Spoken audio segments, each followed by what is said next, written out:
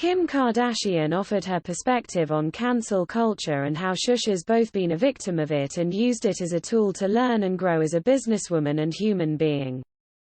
The reality TV mogul, 41, spoke to journalist, writer Bari Weiss on her podcast honestly and said how the social phenomena can be ridiculous at times. First, Kardashian addressed how seriously she takes accusations of cultural appropriation, specifically when she originally named her shapewear brand Kimono. She later changed it to Skims. Even if I know my intentions are good, I never want to take anything lightly, she confirmed. In the instance of Kimono and changing that name, it was an innocent name that the team came up with.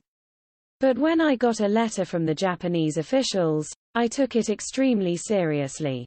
Besides major, headline-making issues, Kardashian admitted she doesn't worry about every single person's opinion online. I would never be me, she reasoned. That's why I think cancel culture is the most ridiculous thing, because I really do believe in rehabilitation and freedom of speech.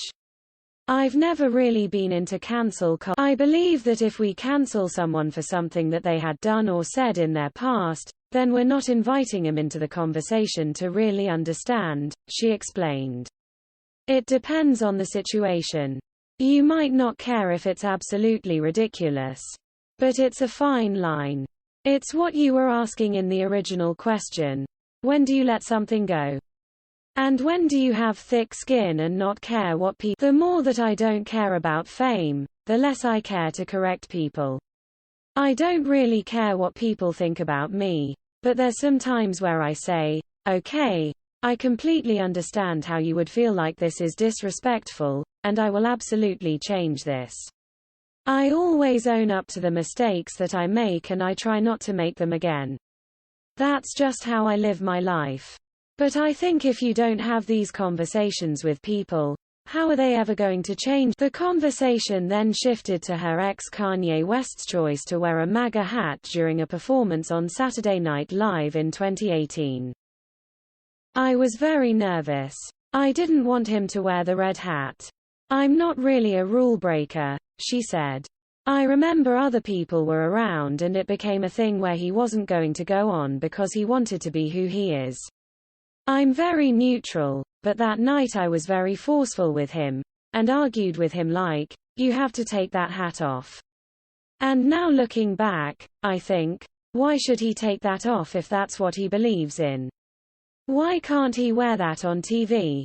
Half of the country voted for him, so clear. The KKW Beauty founder confessed she learned a lot from that situation.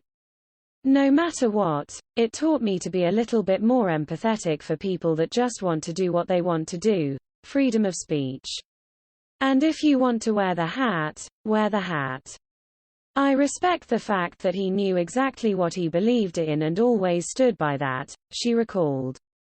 To me, that's a good quality to have, no matter who is against you and no matter what the circumstances are.